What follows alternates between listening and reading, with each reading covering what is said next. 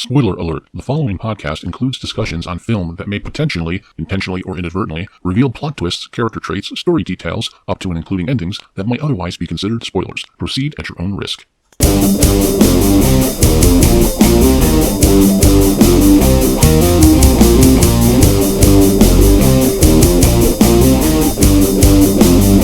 The moon's gravitational pull. What do we do?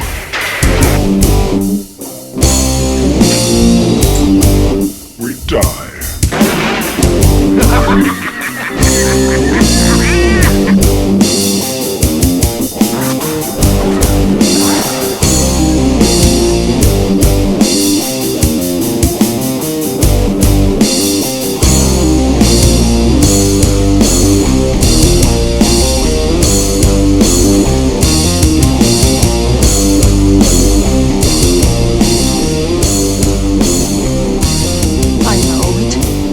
It all sounds like some bad movie.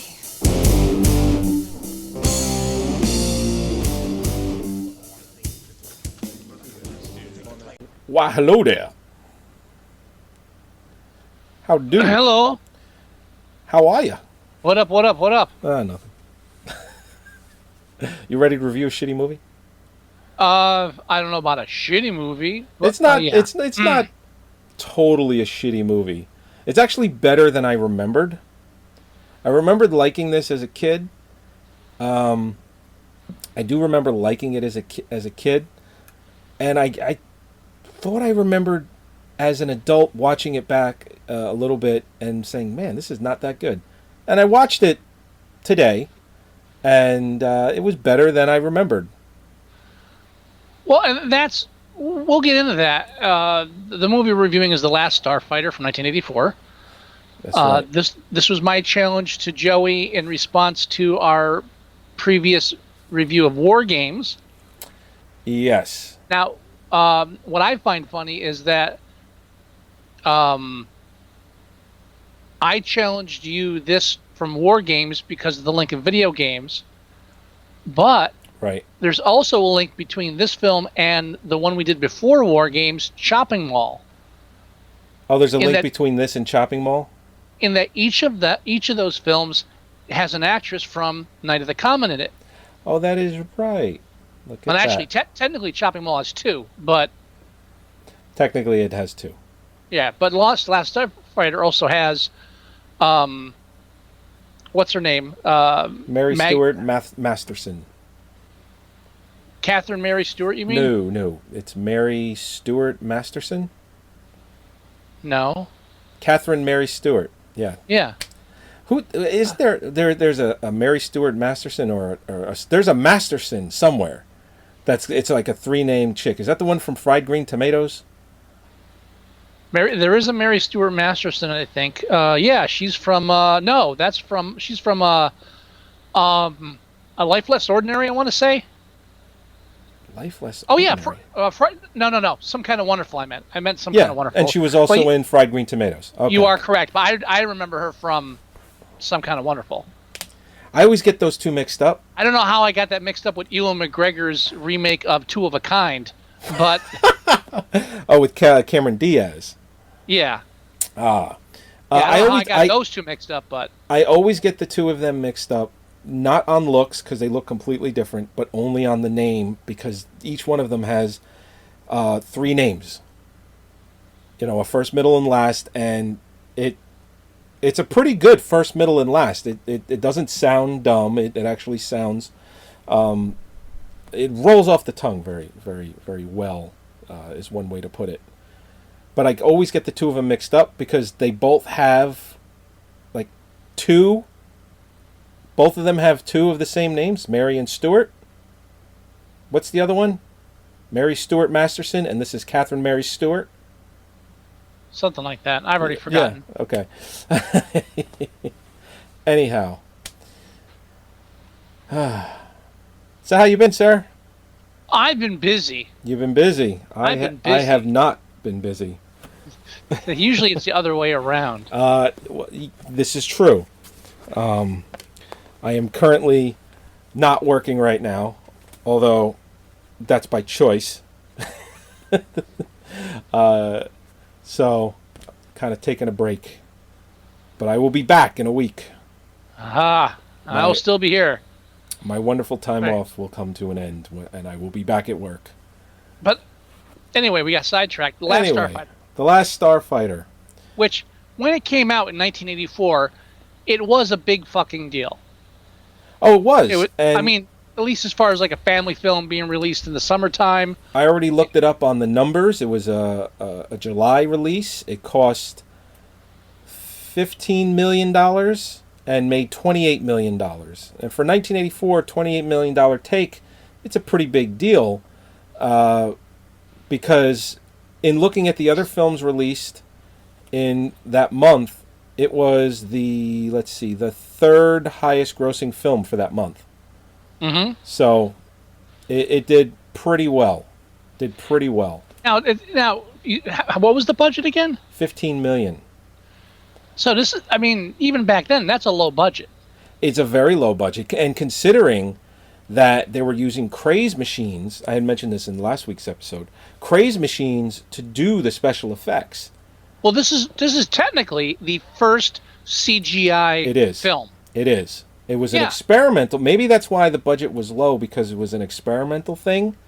And maybe the services of the Craze machines and the artists that were doing the CGI, maybe it was just kind of like, let's see what we can do here. So, and what's interesting is, even though the film financially was a success, not a huge success, but it made money, you didn't see a lot of CGI stuff going forward. Not for a few years, I mean. Let's put it that way. Right. I mean, you saw some things that were computer rendered and things like that here and there, but not to the level that The Last Starfighter had, where anything that was in space, anything that had to do with him flying, that was all CGI. Planets, right. When they're flying by planets and rock formations, which... Well, it looked amazing for the time period, but if you look back at it, it's like, oh man, there's no dimension to any of this stuff. Well, that was... when we were watching it, we were paying close attention to see, Holly watched it with me, and Okay. I told her, first CGI, she kind of remembered it. She gave me her synopsis, which was, a kid plays a video game in front of like a laundromat, and then he ends up getting sucked into space. It's like, that's the movie. Yeah. Not going to argue with details. You're thinking of the right film. Right. So And the thing is, he plays this game on and off, and he's getting better little by little.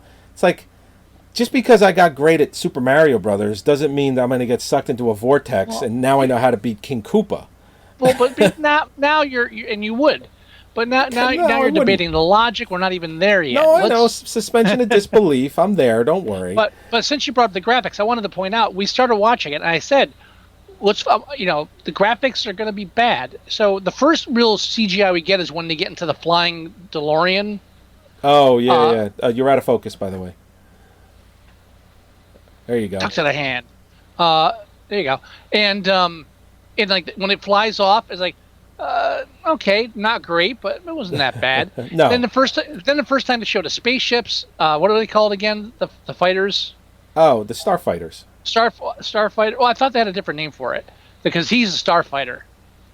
The ships they were calling something else. Oh, the Frontier was the enemies, and there's you're right. No, the Frontier. No, the Frontier was the barrier. Well, that was The where Frontier. the bad guys were. They were in the Frontier. They were outside of the Frontier. Right. They were through it. Rylos was where they're from, I believe, but I don't remember what they were called. I thought that was the name of the guy with the tentacles. No. But anyway, The they showed the tentacles. ships. I was like, it's okay. It's not that bad. And they show it flying through space, and then the whole thing where it's shooting. He's target practicing, and like, okay, they're kind. Still, first CGI, that's not bad. Pew, pew, Then pew, they- pew. Then they fly into the meteor, and it's like, oh god, no. Yeah, this is No. why miniatures and puppetry worked so well for Star Wars and still holds up. Right. There's like- there's no texture to any of No. the even when they're trying to show planets and rocks and boulders and whatnot, even the ship itself, the textures are bad on things that need to have textures, like planets and rock and all that.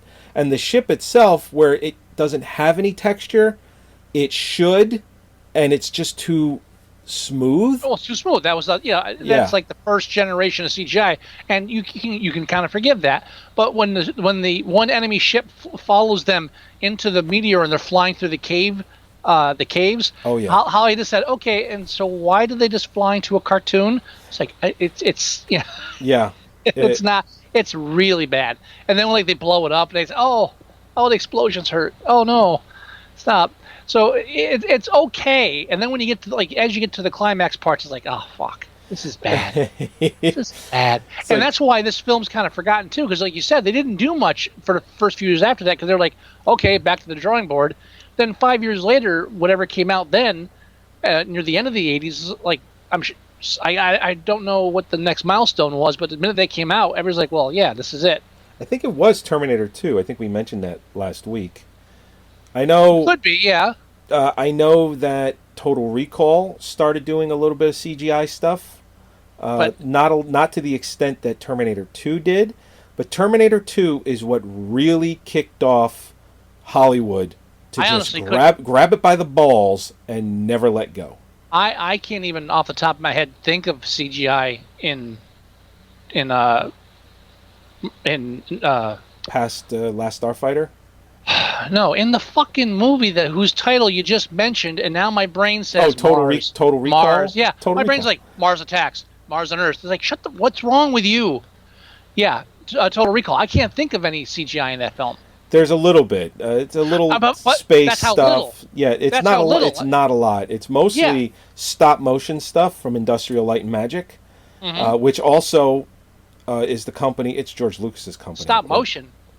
Yeah, they had a lot of stop motion stuff. Animatronic, stop motion. Yeah, they had a lot of live action. They had a lot of physical effects. I mean, you got to remember the live action stuff.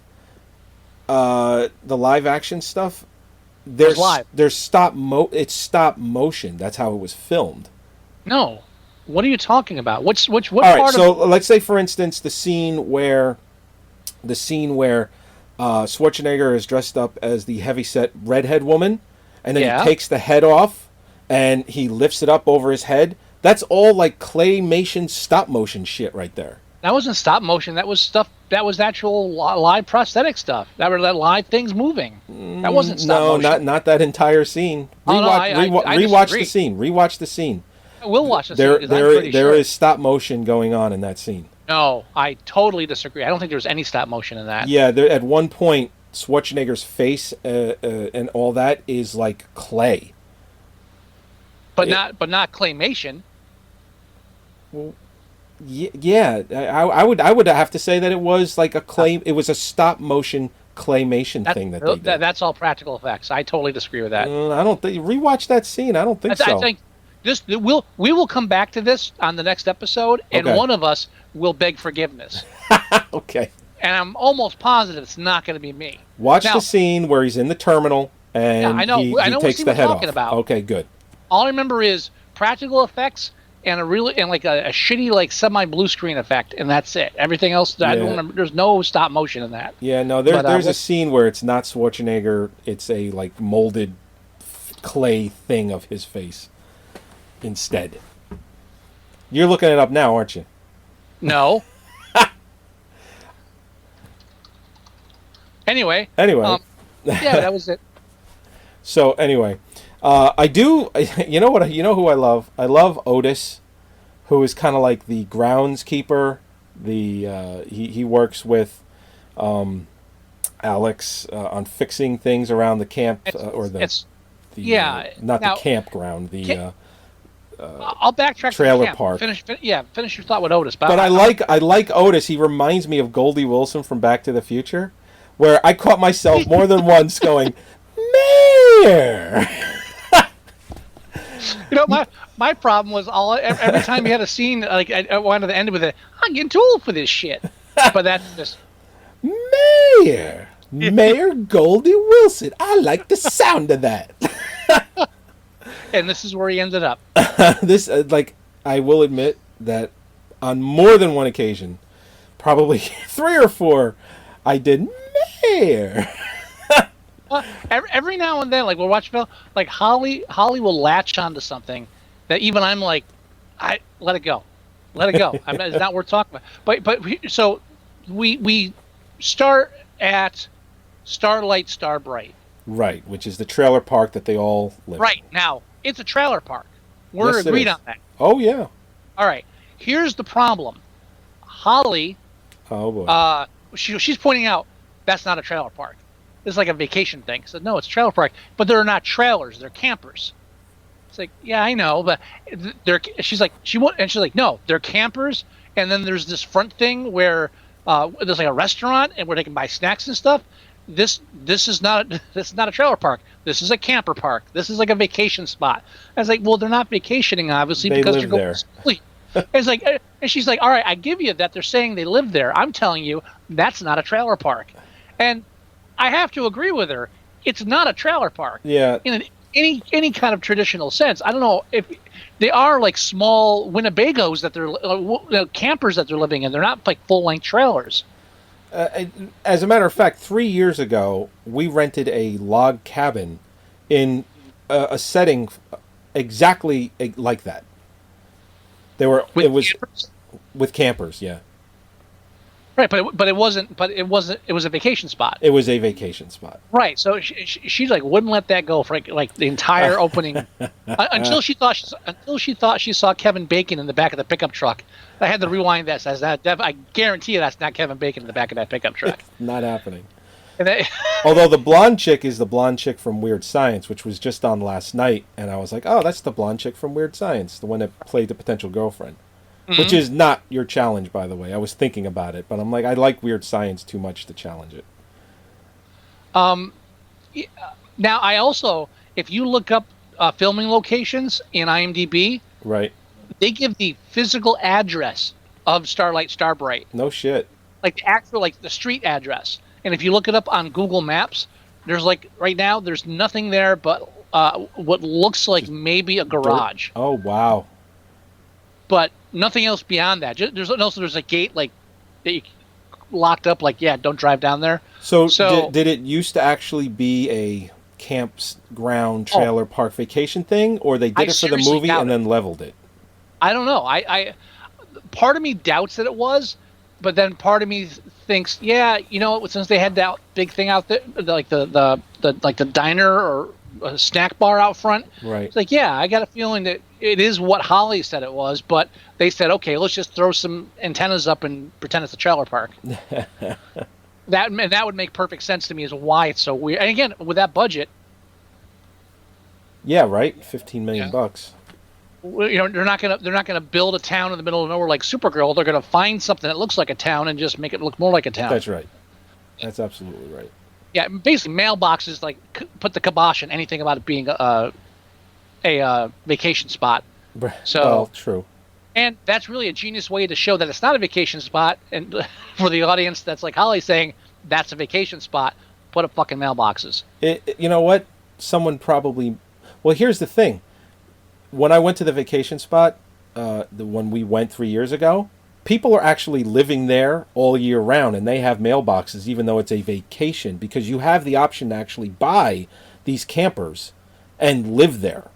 Right. And other people like myself can rent said camper or log cabin and vacation there. So it's double, it duals. So it's not. So she's right and kind of wrong, because people do purchase these things and do live there, even though they're campers, not trailer parks. But that was like that was the biggest hurdle as far as suspension of disbelief. The whole thing with flying into space and all that, that we had no problem with. So once we got over that hurdle, it was all good. Although the other thing, though, that Holly brought up was the whole thing is Alex Rogan, played by Mr. Guest. Lance Guest. Yeah, and can I tell you, I love the original movie poster. Oh, the one of him looking straight up, like holding the helmet and the clothing, looking like he just like got off a bus. I love that poster. Loved it back then. The new like covers they have for DVDs now suck ass. Oh, totally. This was great. However, worst tagline ever. Alex Rogan was a small-town boy with big-time dreams, but in his wildest dreams, he never suspected that tonight he would become the last Starfighter. Did someone just give them the voiceover script to the trailer and say, put it on the poster? What the fuck? It's horrible. Yeah, it is terrible. Oh! You know what other scene I didn't like, and this is fast-forwarding near the end? I got the best tagline for you right now. Okay, go for it. His high score just got higher. Done! There you There you go. Fucking, I should be making 6 figures for that shit. Somebody is, but they're pushing out taglines like the one you just read before. Exactly, and that's why there's no God. But anyway. But fast forwarding, the whole tutorial on how to use the ship was, it's like, am I playing a video game right now? Because that's what this feels like. And then at one point, he's like, oh, this is just like the video game. I'm like, Yeah. Duh. Well, I guess for the kid, Dan O'Hurley. It's like, You know, two names when you say family film about space battles, 2 actors I don't think of, Dan O'Hurley and Robert Preston. Right. I told Holly, Robert Preston's in this. It's like, who? So Robert Preston, the Music Man. The what? He was the Music Man. 76 trombones. The who? He was in Victor Victoria. Oh, the old gay guy. Yeah, I got you. It's like, all right. There is no God. Get rid of the classics. That's right. I love Victor Victoria. Don't get me wrong. Yes. And I'm a huge and actually, I personally prefer Robert Preston, like in things like that, or Finnegan Begin Again, or that was him, I'm pretty sure, or SOB, which is my favorite Robert Preston. Oh, I love SOB. Oh, I just. It's that's one of the few Hollywood Insider like comedies that I actually love. Yeah. But I mean, yeah. I haven't seen that in forever. But if you told me Robert Preston and Dan O'Hurley, yeah, we're gonna make them aliens. So what the fuck are you talking about? You get to see Julie Andrews' boobs in that, right? Oh SOB? Yeah, right. Yep. Okay. Yeah. And then Dan O'Hurley, he's like, who's that guy? It's like that's OCP. OCP. That's the old man from RoboCop. That's right. Because I'm watching the movie, I'm like, why does this voice sound so fucking familiar? I'm like, holy shit. My movie challenge isn't Dan O'Hurley, but it's Grig. It's the only thing I kept thinking of when I saw Grig, and I'm like, this is it. I'm not. There's nothing else I'm challenging you to. I'm not challenging you to RoboCop. I'm not challenging you to Weird Science. I'm not challenging you to anything like that. I'm challenging you to this movie because of Grig, because I can't get this movie out of my head, because he looks just like this other character from this other movie. Now, you probably know it already if you really think about it, but moving forward. Here's something else that bugged me. Speaking of actors in these films, now Dan O'Hurley being in this is kind of weird to begin with. Yeah. Now, take a step back and realize that this film has 2 people that were in Halloween movies, and that's right, 2 people from Reanimator. Reanimator. Which 2 from Reanimator? Well, the one that I know off the top of my head is maybe it was one from Reanimator. Al Berry. He's the young scientist. Yeah. Yeah, okay. He plays a Ryland spy. It's like a bit part. That's but right. Then like Lance Guest was in Halloween 2. And then Dan O'Hurley obviously was in Season 3. of the Witch. Yep. Yeah. So I'm racking my brains. Like, why are all these fucking horror actors in this film? Now I'm looking at the director. I was like, Nick Castle. What have you done in horror film? Nah, nothing really. I mean, it's not enough to actually to make this make sense. And then I eventually clued into it. So wait a minute, it's a low budget sci-fi film. Of course they got low budget actors. What am I fucking These people aren't asking for money. Well, and the fact that it's a Universal film, and Universal has made. Doesn't Universal have the Halloween franchise? Weren't they doing? I believe it was Universal. I that never was doing the Halloween studios. franchise, and I believe Universal. John Carpenter was in bed with Universal for a really long time, so Universal has access to all these actors, So they probably just kind of borrowed them from their other projects. It's just weird because it's just usually when I see that I'm like, okay, so this guy's in this person's stable. It's like when you watch a John Carpenter film and you see the same guy in 5 of them. So yeah, I get it. Yeah. And then or you have a director that works with one guy, and then the next film he does, half the actors go with him. I get it. This one was just like I'm looking for like the keystone and all of this. Like, aha, the writer like wrote all this shit. No, he didn't. Yeah. He wrote like 2 other things. Nothing.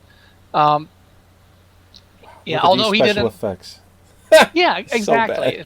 But it threw me off because I just couldn't take my focus away from the fact that I'm looking at Night of the Comet, Halloween 2, Halloween 3, Reanimator. I've got all this shit getting thrown at me.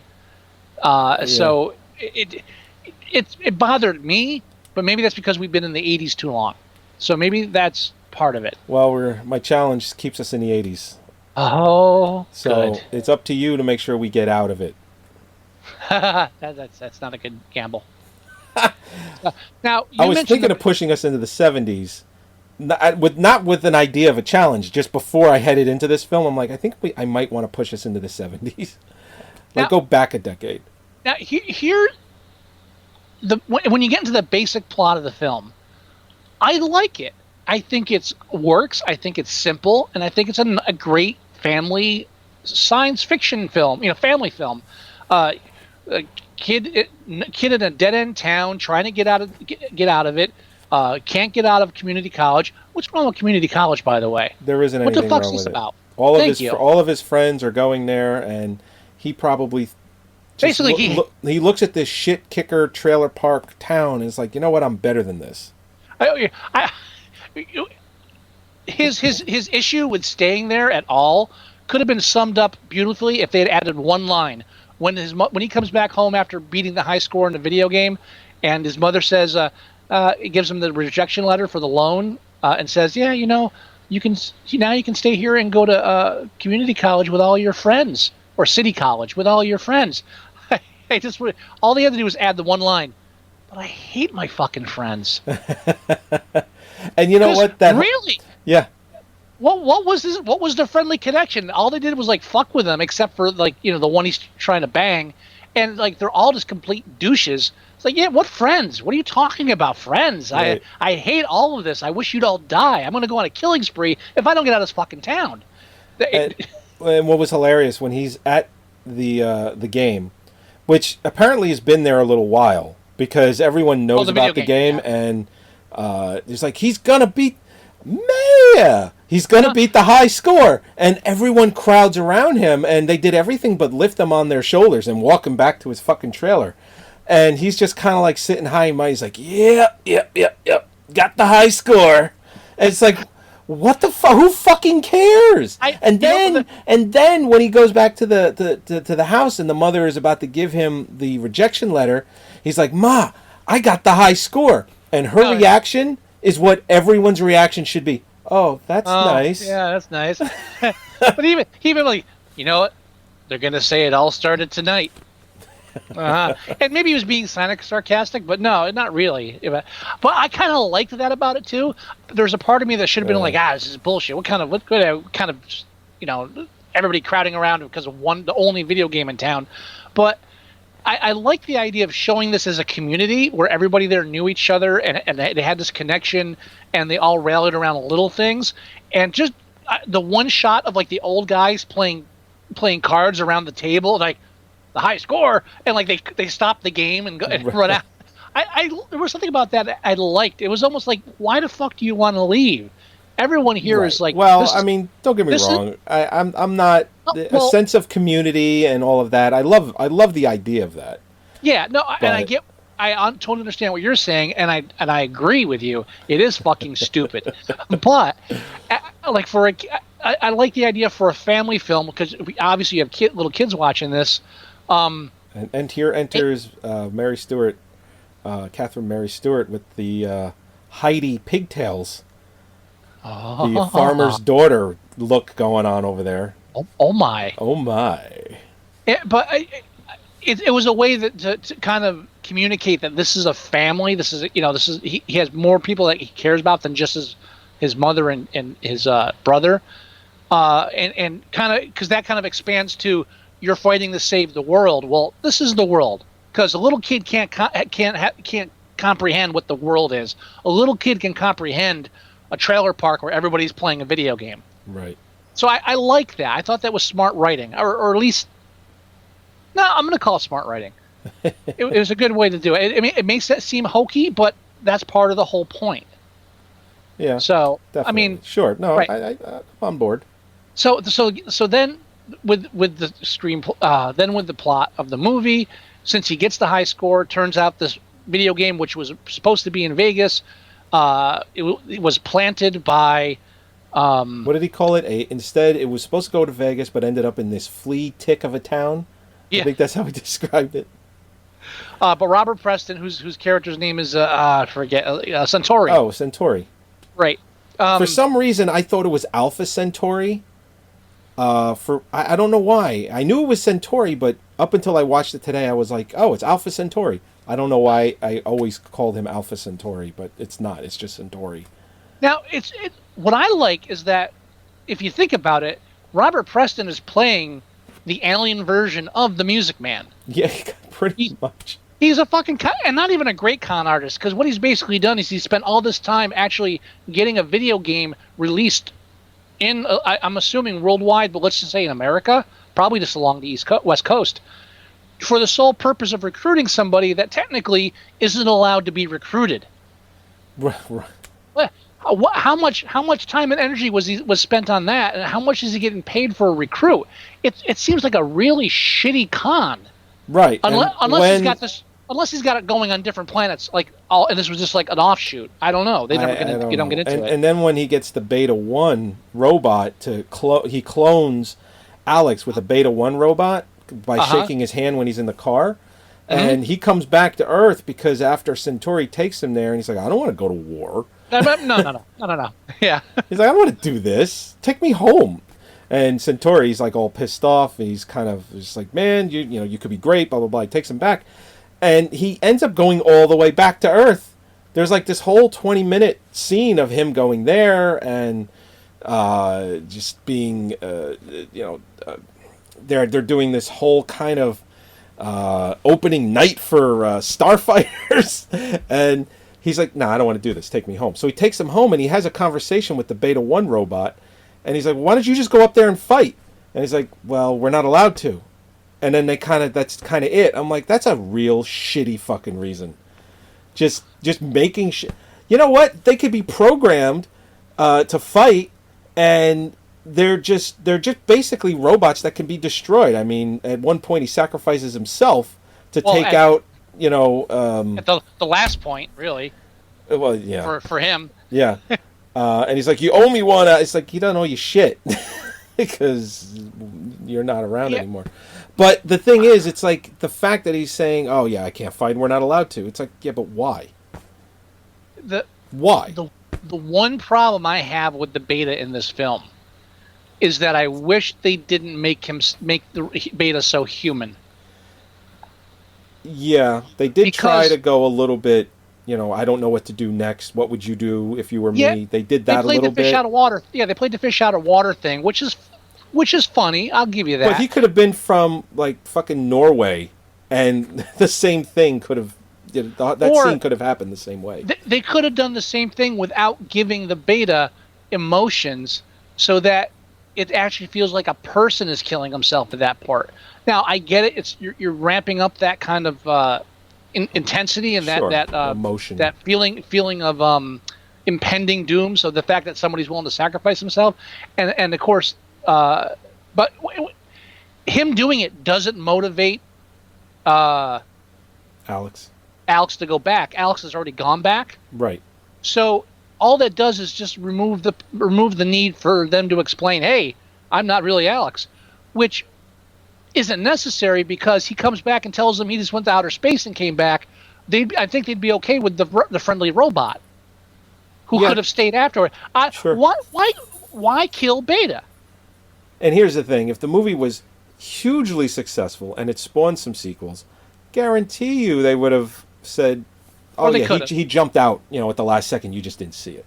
I just feel like for a kids film, I'm like, yeah, we're dealing with enough death and destruction with war and everything, and we're alluding to a lot of deaths, and we saw one death that doesn't actually happen later, but still it's a little bit sad. But if you're going to have this beta unit and go through the trouble of expressing the fact that it's a robot, don't give it emotions. Right. Let us play off the humor of it trying to act like it has emotions, and when they come back, it's like, well, why don't you go up? The robot should be like, I don't care. I'm a robot. Why do I care if the world? Why do I care if the universe ends? That would have been that. Then you're in some Hitchhiker's Guide territory. That would have been a lot. That would be one thing. If they ever remade this, that would be the one thing that they could do to save that character. There's no reason to make it. It actually becomes Alex. Yeah. And so then, really, I just thought it was a waste. Or the longer I'm getting old. I don't want to see people die. I'm getting old. Yeah. Or the longer that he stays on Earth, he kind of gets his own personality. Instead of becoming Alex, even though he was cloned from him, he does something. Let's say, for instance, it's like, yeah, the real Alex wouldn't do that, but he is, because he's having all these different experiences. I just think there's so much going on with Alex on having him overcome his fear. We don't need to do the same thing with Beta, who's supposed to be comic relief. Right. I guess. There's a subplot that isn't really needed. It's just one motivation to get Alex back. I get that. But I just feel like they either should have not killed him and had him stay with this, like, oh, Alex is going, but I'm still here, guys. But maybe with half his head off. Yeah. I want to see him with the gears hanging out, helping the old guy, Mayor. Oh, Mayor Goldie Wilson. Mayor Goldie Wilson. I want to see like the half strip. I want him to look like the Bill and Ted robots at the end, helping Goldie putting up antennas and like breaking the thing in half. Oh, I'm sorry. That would have been, or just get rid of the emotions so we don't feel so bad when he kills himself. It's just the only minor. Now, killing off all the other Starfighters, I'm okay with that. Yeah, you just see an explosion. I'm okay with that. We saw that coming. It's called The Last Starfighter. How are we going to get there? I got a feeling some Starfighters are going to die. It's the last one. Yeah, but just leave the Beta alone. Yeah. Now, all right.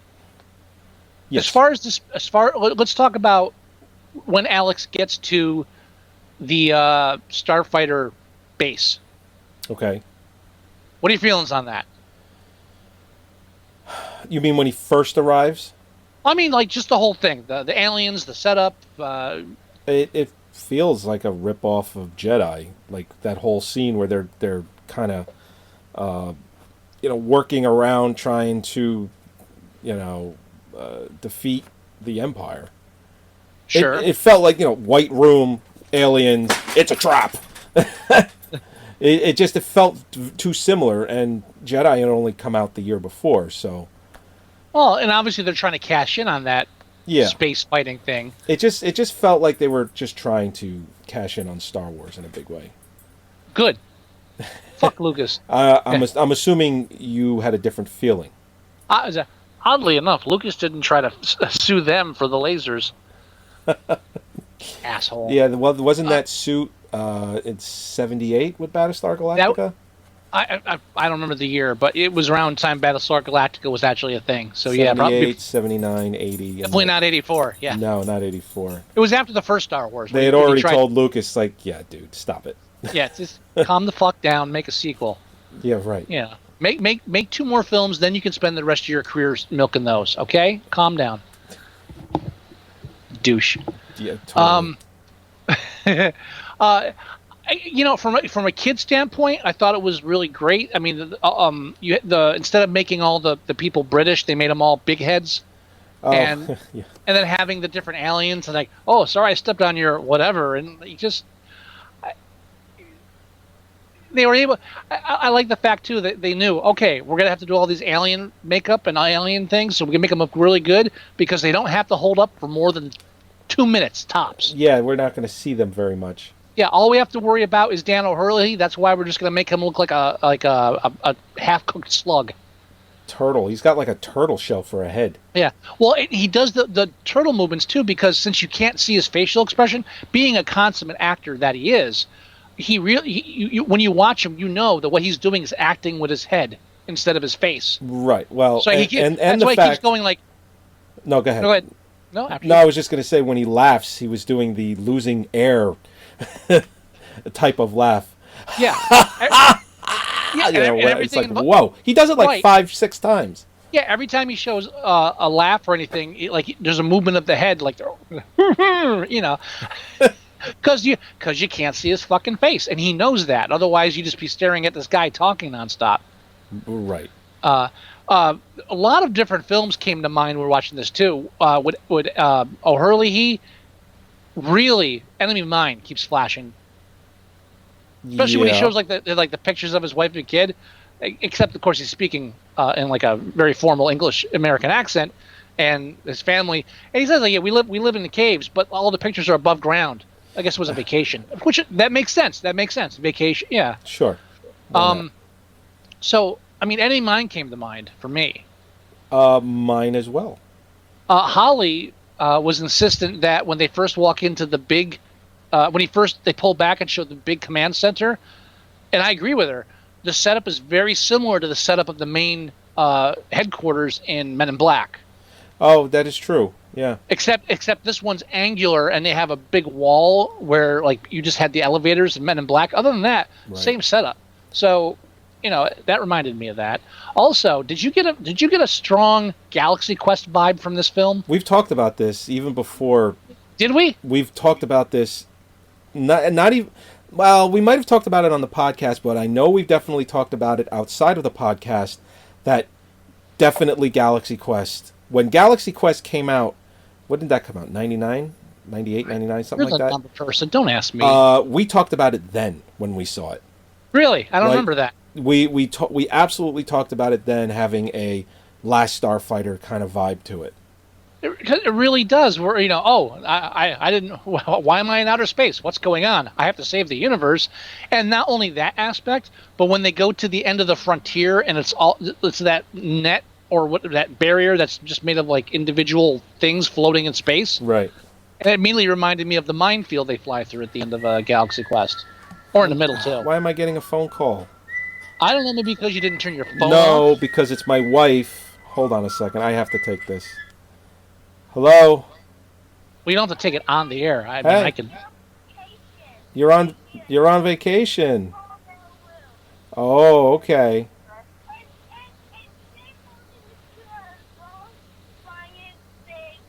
Are they fighting the Armada? This is a riveting podcast, people. Yes, I'm going to come to the boardwalk with you tomorrow. On the boardwalk. On the boardwalk.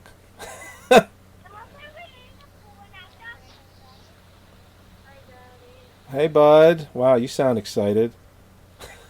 Do I? Oh, not me. Not you. Damn it. All right. Well, you guys are going to bed?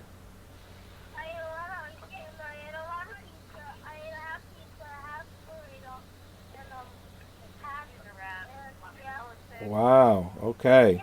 Listen closely, folks. Yeah, this is thrilling podcast audio right now. Told my wife to call me at 9:30. As usual, she doesn't listen. Okay. Yeah, well, you texted me and then called me literally 10 seconds later, so, you know. Good night, bud. I love you. I'll see you both tomorrow. Definitely. I'll call you later after 9:30. After 9:30. All right. I love you. I love you too. All right, bye.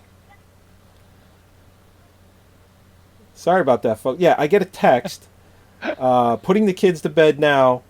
I'll call and they'll leave a message and I'll call later. That was at 8:50. It is now 8:51. And that entire minute was me on the phone. So she texted me and then called me 10 seconds later.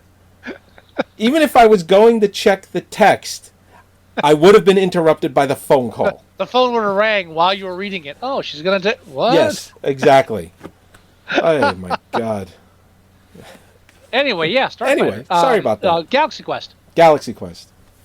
Yeah. But yeah, no, absolutely. We were talking about Galaxy Quest having that Last Starfighter vibe when it came out, when we saw it, like almost 20 fucking years ago. I mean, it's a simplistic plot with the last, and there's a childish aspect of the Last Starfighter too. Oh, okay. They show how this vast collection of planets that are all part of this collective, and then we have the frontier, which protects us from them. And so, okay, so you've got literally light years of space, and you built a wall around it. I was like, holy shit, Trump was right. Except it was really easy for them to get through the wall. Yeah, it was a little too easy. Uncomfortably easy to get through that wall. Now the bad guys in the film, I should have made notes when I'm watching it for the names, because Lord Krill, I think, was one. Well, I mean, the Rylans were the bad guys, and again, the one problem I have with science fiction and fantasy. Oh yeah, that's right. You had Rylan Technician, Rylan Bursar. Yeah, but it's the fucking names. Sci-fi and fantasy. You're not making it any more real for me by naming everybody something that I can't fucking remember or pronounce. Yeah, but just call him Steve, and we'll just say, yeah, Steve is your. They're all speaking English. You don't have a fucking problem with that, right? You're not gonna. You don't try to explain to me why they all speak English, but make sure that they have a name I can't fucking pronounce. Well, they are speaking English. They're only. No. You're only hearing English because of his translator. No. I'm saying in science fiction, fantasy overall. Overall, fine. Overall, I'm just I'm casting a wide net here. If you say go back to Willow or even Lord of the Rings, say, oh, they all speak fucking English. That's great. Oh, it's common. Fuck you. Yeah, and in common, they all have names I can't pronounce in fucking common. Yeah, and as much as I agree with you with that, I think having the main villain being named Bob sucks. But you know what? You know who didn't go apeshit crazy with wacky names? Who's that? Star Wars. Oh, true. I mean, they're different, but, Obi-Wan, Han, Luke. Yeah. Your hero's name's Luke. Thank you. End of fucking story. Yeah, Leia. Sure. Leia, Vader. Short, easy names. They're not trying to do anything fucking wacky with it. There's not 3 X's in the goddamn name. I think that's Lucas just being really unoriginal. and not saying, you know what, I want to make this as easy as possible. But for me, because I suck. It's probably one of the smartest things he did in that series was make it all like that. Probably. Yeah. Now the whole thing with the whole idea that there's different languages and there's a common language that everybody speaks and or understands, the universal language.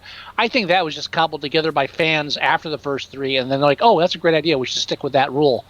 But I'm not even sure where it originated. But even that works with what I'm saying. So all I'm saying is that's why I lose track of the fucking names in movies like this. Because let's call him Grig and Duran Centauri. Which, okay, great, we stole that from our solar system. Where did they get that fucking name? Because it's ours. I mean, Centauri is. Come on, really? Oh. Is Alpha Centauri what it's called in our solar system? Is that why I keep calling him Alpha Centauri? Ever since I was a little kid? Exactly, yeah. It's Alpha Subconsciously, I knew some fucking... right. Some outer space stuffs. So they give him that name because we want to be able to recognize him and understand him, but then let's give everybody else stupid fucking names. It's my one pet peeve with sci-fi and fantasy. I apologize for the rant. We can continue, but that's why I don't know what anybody's fucking called, because I refuse to keep a fucking tab. Yeah. But anyway, I forget what I was saying. Oh yeah, so the bad guys, the Rylans. The Rylans. You know what I did like about them when the one guy, every time he's like, it's fucking serious now. He had that little eye deflector and went. Oh. It's like you knew shit was going down. He was fucking serious when that thing flipped over. The whole movie, as a kid. I remember, like, it still burned in the back of my brain. I was waiting for that one part. What do we do now? We die. Fucking love that. And also the Rylands, I think they look pretty fucking similar to the bad guys whose names I forget in Galaxy Quest. Yeah, we've talked about that too. That was one of the things we also talked about. Really? I mean, did he even have like an eye thing? Because he did have an eye thing. I don't believe it flipped over, but he had an eye thing. Yeah, Galaxy Quest. It's almost a ripoff, basically. Almost. I still love Galaxy Quest, but I'm saying I feel like it ripped off a little bit. And now the Rylands are attacking the Federation, whatever you want to call it. Sure, whatever the fuck it's called. With the help of the son of the head of the Federation. But yeah, he's gone rogue. Yeah. What was his name again? Maybe he was Lord Krill.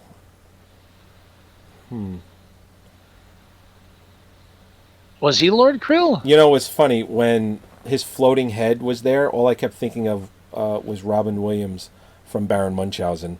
Wow, that's a stretch. And I'm just like, because he kind of had the same kind of hairstyle. It was white, bald in the middle, and I'm just like, his head's floating. I'm like, don't get me wrong. I didn't think, oh wow, this is exactly like that scene in Baron Munchausen. But I just thought of Robin Williams from Baron Munchausen when this head is floating. Let's see. Yeah, there's no pictures of him. Although the related video on his page is that character, so it must be him. He must have been Lord Krill. I'm skimming through some of the plot summaries to see if I can cheat. But anyway. Anyway, I believe it's Dan Mason. Lord Krill was his name in the film. And so he's like the snotty like emperor's son. He's like, nah, I want to rule the kingdom. And he's got the whole. Here's what bothered me. I know they're setting it up for a sequel. Sure, I get it. But at the end, when the Last Starfighter defeats the Ryland battleship, and now we die. The snotty emperor's son gets dragged away. He gets dragged away, but then he knocks out his captors, takes back the royal scepter, which also has a protruding sword, because why not? Why not? And then climbs into a getaway capsule. Yeah, and it's announcing it the whole time. Getaway capsule has now been engaged.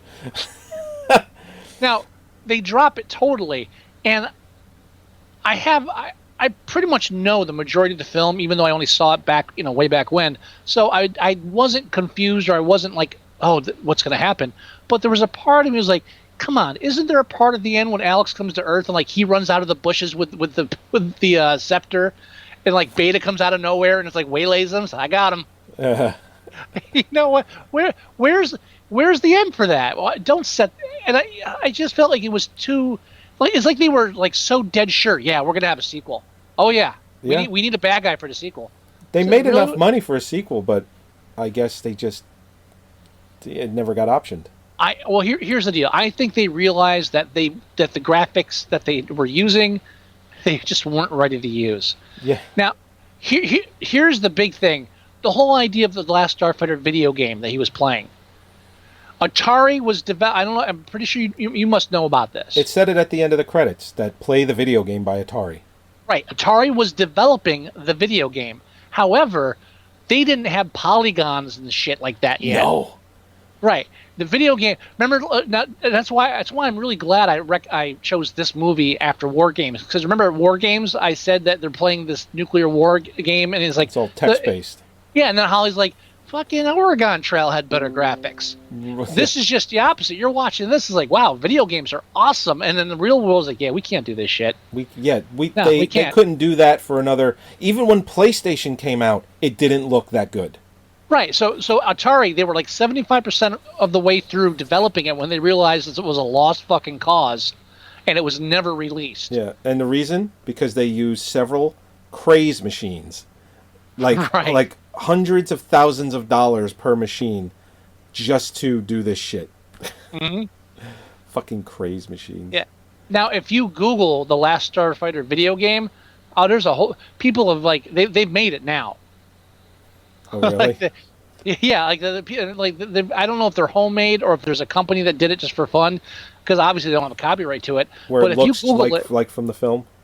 yeah, yeah, Oh, and that's cool. and it looks like it has the same controllers and it plays just like it. And I think I saw somewhere that you can actually get a cop. There's like a free Last Starfighter video game that plays just like the movie. I'll have to check that out. I didn't look that much into it, but if you Google Starfighter video game, I would love to see the specs. You know, it's like Intel i5 core processor, 4 gig of RAM, DDR3. It's just like these are the minimum specs to play that thing. I would love to see the specs to play the Last Starfighter that they've done for now, for the modern era. if you go to roguesynapse.com, apparently they have the Last Starfighter game. Really? You can download the full version of the game. Is it free or you got to pay for it? It's free because otherwise there'd be copyright laws since they didn't create the movie. Aha, cool. Yeah, now I don't know. I might have to grab that. Now, I don't know if it works. For all I know, it's a fucking virus. But the site, it looks pretty old. It doesn't look like it's new. So I got a feeling I got a feeling it's geek approved. Okay. So I mean that's something you could try out. Maybe we'll give it a shot. Yeah, that'd be cool. This movie was so far ahead of its time that even video games couldn't keep up with it. No. And it was so far ahead of its time, it couldn't keep up with itself. This is true. It was for a low budget movie, it was very ambitious, and I think even the advertising campaign was very ambitious. They were selling this like the next Star Wars. Sure, it was a summer blockbuster. You know, that was what they were going for. It came out in July. Now, being a kid at the time, or was it 84? 84. Yeah, like 10, 11. I don't remember there being any negative feedback on the movie. I just remember seeing trailers everywhere and wanting to see it. Oh yeah, and then waiting for cable. I didn't see it until it was on Cinemax, but I honestly don't remember if I saw it in a theater or not. I might have. I did not see this in a theater. I was actually thinking about that yesterday. That I remember every single movie I've seen in a theater, going all the way back to the very first movie I ever remember seeing, and that was E.T. back in 1982. I was only 6 years old. You know what? I vividly remember seeing that in the theater. I'm like you. I can usually pick out I saw that in the theater and I saw that in the theater. This is one where I'm almost positive I saw it as a video rental at the time. No, I saw this on Cinemax. I did not see this in a theater. I know that as fact. But 84, we had video rentals by then, right? Oh yeah, absolutely. Yeah, okay, yeah, that's what I thought. So I might have seen it as a video rental, but I don't think I saw it in the theater. Because I know I saw Tron in the theater, and that came out before this. Oh, yeah, it came out 2 years earlier, 82. Right. Yeah. No, I saw Tron and E.T. at the same movie theater. So. Oh wow. Yeah, well, from 82 to 84, I saw E.T., I saw Jedi, I saw fucking Krull. I've told this short story before, but I'm going to mention it again quickly since I mentioned that. Yeah. We saw E.T. at this theater, and it's old days where the lines would wrap around the theater. Yep. You know, back when you didn't before Googleplexes and all that. How the term blockbuster was created. Yeah, and then we went to see Tron, and E.T. was still in the theater, or it was re-released. Yeah, I remember you mentioning this. Yep. Yeah, because back then they re-released films. They would go, "Oh, we're going to release that again," because everyone loved it, and you can't get it anywhere. And the guys, ticket people are coming down asking people what movie they want to see so that they can figure out if they have enough tickets left. And I remember my mother saying, "Well, if they're sold out of Tron, we can see E.T. again." And I just remember, and all I remember thinking is, "I'm not. No way am I want to say fuck, but obviously I don't think I was saying fuck at that young. But just immediately my reaction was, "There's no way I'm seeing fucking E.T. again." And no, I can tell just from knowing your parents and my parents, their horrible movie choices, and your parents being the same way, that your mom and your dad were probably genuinely excited that if Tron was sold out, my mother, it would be, I'll see E.T. again. I think she was just as resistant to see Tron as Holly is to see Tron again. I think I said no. So, but yeah, I'm positive I didn't see this in the theater. Yeah. Yep. Nope. I know I didn't. I know for a fact. I'm actually looking. I'm on the numbers and the website, the numbers, and I'm looking at all of the films that came out in '84, and Yeah, it's like I didn't see any of these movies in a theater. I don't think I saw a movie in 1984 in a movie theater. I don't know. I'm not looking. I'm not that interested. Iceman. Wow, that came out 84, April 13th, 1984. Iceman. Oh, wow. There's a gas station that I go to where the guy that runs the pumps looks like the guy from Iceman. Where I'm just like, you were no, the guy that was frozen in ice. And I'm like, you were frozen in ice not that long ago, weren't you? It's like you cut your hair, but it's still the same guy. Every time I go get gas there, I'm like, damn, this guy, and I can't tell him that he looks like the guy from Iceman either. I don't know why, but that reminds me of Rip Torn in like the first or second episode of Gary Shandling. Oh, the Larry Sanders show? Larry Sanders? The Larry Sanders show, where Rip Torn goes up to this woman and says, "Don't take this the wrong way, but I killed a man that looked just like you and Nam." And I'll do it again. Oh, I did see Ghostbusters. That came out in 1984. I did see that in a theater. I think that was the only thing I saw in a theater that year. I'm looking at everything else. I think I saw Ghostbusters. No, I don't think I saw Ghostbusters. Not only did I see Ghostbusters in a theater, but my aunt was the one that took me to a lot of movies growing up.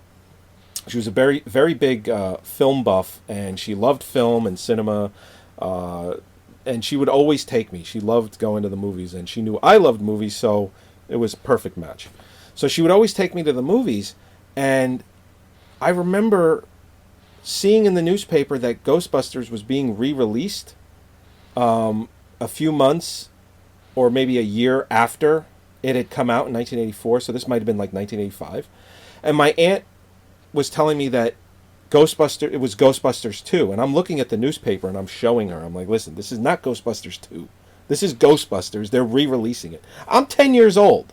9 years old, and I'm telling my aunt, I'm like, who's like 35. I'm like, listen, this is not the sequel.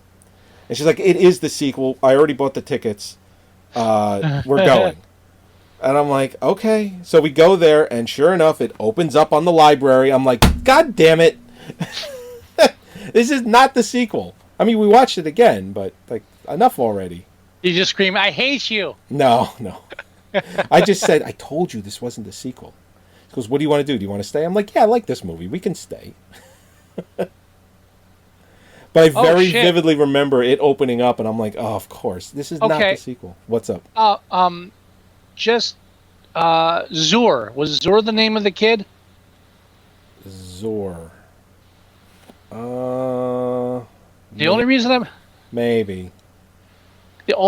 I'm asking is because I just glanced. I was looking for the rating of the film on IMDb. Right. I just glanced at one of a random trivia, and it says Robin Williams was offered the role of Zur, but passed.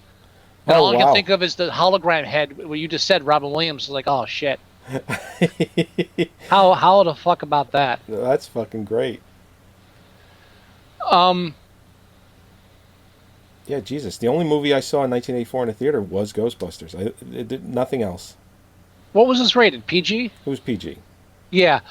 You know what? I'll double check, but yeah, it's PG. This is another one. Just the scene where the covers go back and he's like still kind of developing into Alex. It's like that gets a PG right there. That was mentioned in the parents' guide for The Last Starfighter. Of course, it fucking was. Oh yeah, I'm not challenging you to Starman, even though that scene reminded me just of Starman. By the way, IMDb under the parents' guide for frightening or intense scenes. Alien beings from other planets, not human looking. Come on. But then under that, it mentions the whole thing you just mentioned with Beta with the white skin. Yeah, it looked slippery. It looked like it should have been making that sound. Last entry under violence and gore. There is intensive space fighter combat with the heroes piloting one fighter craft against whole squadrons of the enemy. That's just a description of the movie. I don't know. How is that violence or gore? You don't see violence or gore. It's what are you talking about? You know what I do? I watch the movie before I let my kids watch it. I don't trust what some fuckhead wrote on IMDb. I watch it. It's like, you know what? Like, say, for instance, Indiana Jones, the original Raiders of the Lost Ark. Uh-huh. I know that film, for the most part, my kids could watch, except for when their faces melt off at the end and they explode. I'm pretty sure one of my kids would end up with nightmares. One of them's got to hit double digits before they watch that. But I think, Yeah. aside from the ending, they could absolutely watch that movie 95% of the way through. Yeah, sure.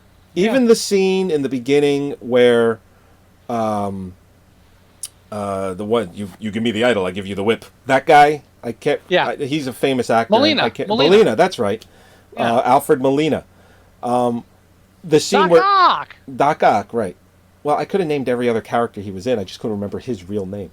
I know. Chocolat. The scene, he's dead, and Harrison Ford, Indy, he pulls him aside. He's like all fucking dead. He's really dead, and he's got that face like, dead. They probably could see that scene too, but the faces Sure. melting, exploding at the end, no. Yeah. By the way, also, under violence and gore, the enemy bombards the base with hurled meteors, while a traitor sabotages the base's defenses to allow the attack to destroy it. Again, that's battle. That's Yep. violence. Did you see dead bodies? No. Shut the fuck up, because the kid doesn't see that. What they just described, you could see on a G.I. Joe cartoon. Exactly. Right. G.I. Joe. And no comeuppance for the person that planted that bomb too. The alien with the big head with the visor. Oh yeah. Yeah, a lot of loose ends with things like that. Like, they sabotaged it, but don't worry about it. It's okay. I just, but I guess and they knew kids wouldn't care. They're not obsessive like us freaks. Right, they wouldn't care. Do we have much else to say about it? No. I mean, there's like little nitpicky things, like when they're right now they're at the fortress or the frontier. I mean, yeah. And each of those the enemy's fighters are perfectly spaced apart because it was done on a computer, and it could be. It's like, I don't care how accurate you are, they're not going to be that perfectly spaced apart. Well, they are if they're all exerting the same energy force that's pushing them apart. No, they Because have. it'll be Well, equidistant. they all have to give exact coordinates of being exactly this far apart from each other. Not if it's like a field where they're pushing away from each other, because they'd all be exerting the exact same force, so they would all be the same distance away, exerting the exact same force. I think your logic's flawed in that one. I'm not buying it. You know what? I think it's because it was stop motion. That's why it worked that way. Fuck you. Did you look at the scene yet? No, I did not No. look at the scene yet. Yeah, you're gonna look at that scene, and then All I know is you're gonna apologize to me. I googled Total Recall stop motion, and I didn't get any images of that That scene. does not fucking count in the least. It makes me feel more confident in my assertion that there's no goddamn stop motion in that scene. I'm gonna send you the scene. I have the scene. I have the movie. I don't like the movie, but I have it. Yeah, no. Oh, no, I'm going to find it on YouTube where it's just that scene, and you're going to see the part that I'm pointing out where it's Schwarzenegger's, like, clay fucking Mason head. No, I think the only stop motion is when Michael Ironside augers himself into Sharon Stone. Uh-huh. I think that was stop motion there. So, you do know what stop motion is, right? You know how that's filmed? Yeah, yes, Okay, yes, I know good. what stop motion is. I understand the concept. As long as we're clear on that. Yeah, that's why I'm telling you you're wrong, because No, I know what that is. I don't think so. So, the Last Starfighter IMDb, you want to rate it? Yes, it's currently a 6.7 on IMDb with 31,000 votes, which is actually a lot, I think, for a film like this. Definitely not giving this a 7. No, But thank you. I could go 6 on this. I think it's above average. I think 5 might be too low, although I think 5 is a little low.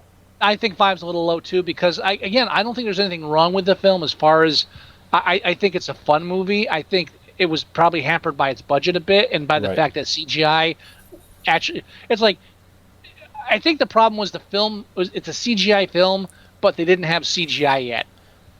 Just because you're the first doesn't mean that counts. So it's like that's the only thing holding this movie back, I think, from really being better. But I can't. Yeah, I don't. For a family film that's not taking itself seriously, I have a hard time like tearing this apart too much. Agreed. Yeah. Yeah, 6. I'm good with a 6. Me too. 6 it is. And I can't wait to see what's going on here on the demographics. Demographics get boring with some of these. What is the IMDb staff? That's the one that I'm most interested in most of the time. 6.8. 11 of them have rated this. 6.8. 11. Wow. Yeah. This for an 80s cult film that doesn't get much mention these days, I think it's got a decent number of reviews. Lowest demographic, as far as like male, female, young, old, is males under 18, 6.5. There's 9 of them. No females under 18 have rated this film. Wow, none. Huh? So, yeah. So the myth of the young geek girl, I think, is still a myth. Then the highest demographic is us. Actually, no. Holy shit. The highest demographic is females aged 45 and over. They're 7.1. They beat out. Second female older women have voted this film higher than older men. No kidding. That's weird because it's 7.0 for females aged 30 to 44, 7.1 for females over 45. Our age bracket is 6.7 for males, and males older than us, unchanged 6.7. So that's weird. We're only talking like half a point difference, but yeah. Okay, all right. Now, one thing we don't talk about often too is like the age group that's gonna that has the most views in this. Right. Like just age 30 to 44, 15,000 people have reviewed it. Wow. 18, you go 18 to 34, huh? 30 to 44. Oh, 30 to 44, and it's 18,000? 15,000. 15,000. So basically, every number... It's half. Basically, none of the numbers you said. But yeah, 30 to 44 is 50,000. But then if you go to 8 people aged 45 and over, 7,000. It's in half. Interesting. And then, but you got to figure, if we were watching this when we were kids, adults went with us to watch it. They just don't give a shit about rating it. Yeah, I already know we can't upload this video to YouTube because YouTube charges $3 to watch it. Oh, definitely not. We'll have to do. This is going to be a slideshow. We'll have to purposely do a slideshow for this. Okay, and I got to get back on that. I apologize. I've been slacking a bit. With no, that's fine. I one of the things I said in my time off was I was going to do more of those, and I'm like, you know what? It's not every day that I get this much time off. So, dude, I said the same thing about my unemployment. I was like, I like that first week. I told Holly, make a list because I'm going to be home all day every day. I was already working. I was like, and this is going to be at least a month or two. I was unemployed 3 months. I got shit done. Well, you know what? It depends on how you say that because you're like, I got shit done, meaning you got a lot of shit done. You need a pause in there, I think. Out of all the stuff I was going to do in the kitchen, I rebuilt the spice rack. Emphasize on the word shit. I got shit I had done. bursts of activity. Like one day I'd be like, oh, I'm going to do all this. But compared to what I should have gotten done in 3 months of unemployment, I did nothing. So you say that, it's like, but then once you have your days filled and you get the time off, it's like, well, now I got stuff to do, and then you actually do it. Yeah. But before I was like, yeah, I did some laundry, but now I'm going to play Fallout 4 for 5 hours. I did a bunch of shit leading up to my time off, like because you're preparing, you're crunching, right? But then when you get the actual time. Well, I knew that once I had the time off, I was realistically not going to be doing a lot anyway. And you were right. And I was right. So I got a ton of shit done leading up to the time off. And I'm glad I did, because once I have this time off, I'm painting a whole bunch more stuff. Like the living room is getting painted, the dining room's getting painted. I'm redoing the main bathroom. Now just to be fair, when I was unemployed for 3 months, I was in perfect health. you've been laid up because you had an operation on your foot. Yeah. So you shouldn't. I mean, but then that's no excuse for not getting shit done on the computer. So what the hell? No, I've been on my computer every day, but it's been for other things. Yeah. Like I know. somebody there is a Blu-ray of Electric Dreams now. I did not know that. Other things. I gotcha. Other things. Oh, I have to grab that Blu-ray, by the way. It's 5 gig though. You know what? It's too much. I but need a 2.5, 3 gig copy of that. I don't need a 5 gig copy of that. I want to see what it looks like restored. The 2 to 3 gig is going to look just as good. Trust me. Yeah, but I don't want to wait. You don't want to wait. I'm sure it's going to look beautiful. I'm sure it's going to sound beautiful. I'm sure it's going to have Dolby stereo.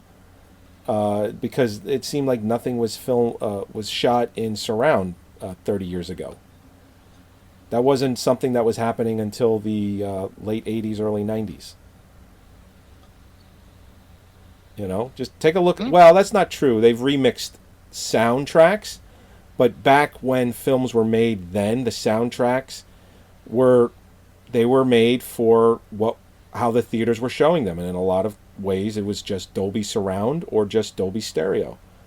So they've remixed soundtracks, but a lot of times these companies that release these Blu-rays will just take the soundtrack and just leave it as is in Dolby surround or Dolby stereo. They won't remix it because they're not going to spend that extra money. Right. Some companies, the major ones, like the big companies that release Blu-rays, will. But like the Shout Factories and what's the other big one? I forget their name. But companies like them, they won't, unless it's a really truly special Blu-ray, they won't go out of their way to remix the surround sound. But all right, so 6.7, we gave it a 6. I'm totally happy with that. My movie challenge to you. Now, like I said before, it's not RoboCop. It's not any of the other films that I mentioned. I didn't want to go that. I was, for a short period of time, thinking, Human goes to space. And I was thinking, all right, what about a movie about an alien coming to Earth? There's a few really bad ones. Oh, sorry. And even though it's a kid's film, I think we could have reviewed it, but I changed my mind only because of, what was his name? Grip? Greg. Dan O'Herlihy.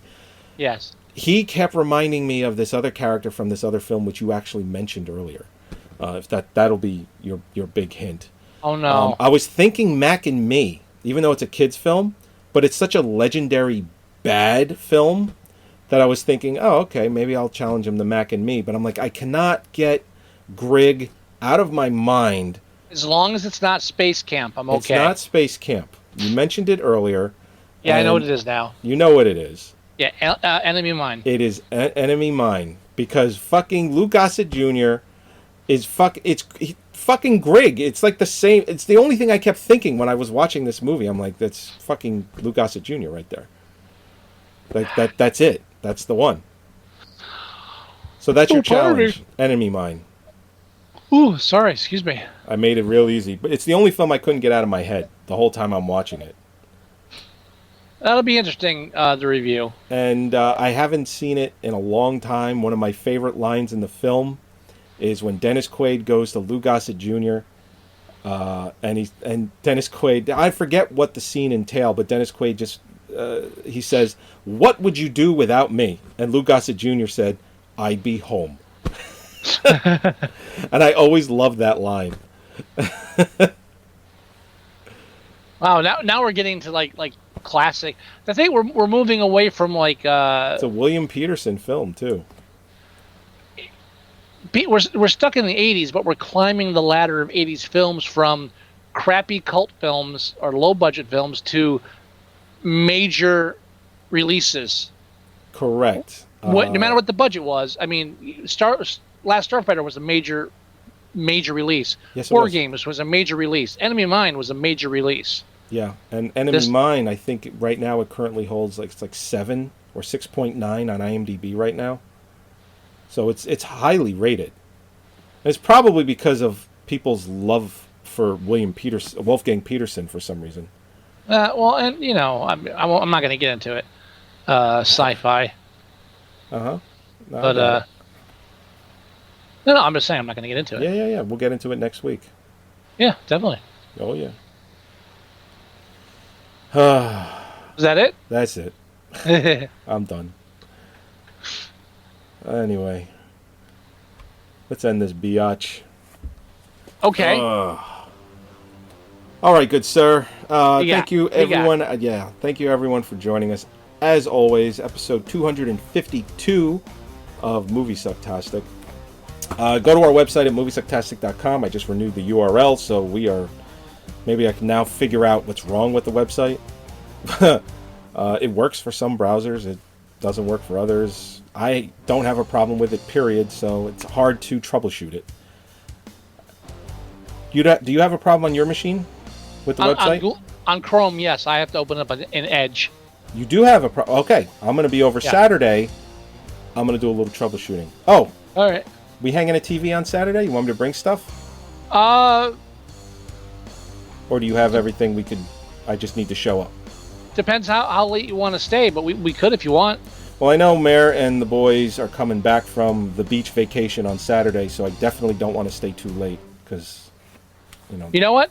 Was not planning on it, but if time permits, yeah, we'll try that. I haven't done it yet. All right. That could have been one of the things you did in the 3 months you were off. Yeah. I bought the drill bit, so I got real close. Oh, there you go. All right, so you can listen to the show on our website. You can tune in live every Thursday and join us in reviewing the film. Or you can download the show to your favorite MP3 player, whatever device, phone, however you like to listen. Right from the site works too. You can go to iTunes. You can download the show there as well, or you can listen to it. You can go to our Facebook page at facebook.com/moviesucktastic, and everything that we post, from trailers to when we go live to just movie news, goes on there. So we highly recommend liking the Facebook page. You can go to our Tumblr page. It's moviesucktastic.tumblr.com. You can email us. The address is themovieguys@moviesucktastic.com. You can leave us voicemail at 908-514-4470. And you can download the Android app. That's 100% free. Everything I mentioned is in it. It's awesome tool. You can listen to it right from your tablet or your phone, whatever you're using Android-wise. And it's free. So there's really no reason not to get it. And that's about it for me. Scott, Mr. Wilson, do you have any words of wisdom? What do we do now? We die. Yeah, I love it. All right, everybody. We'll talk to you next week. Bye.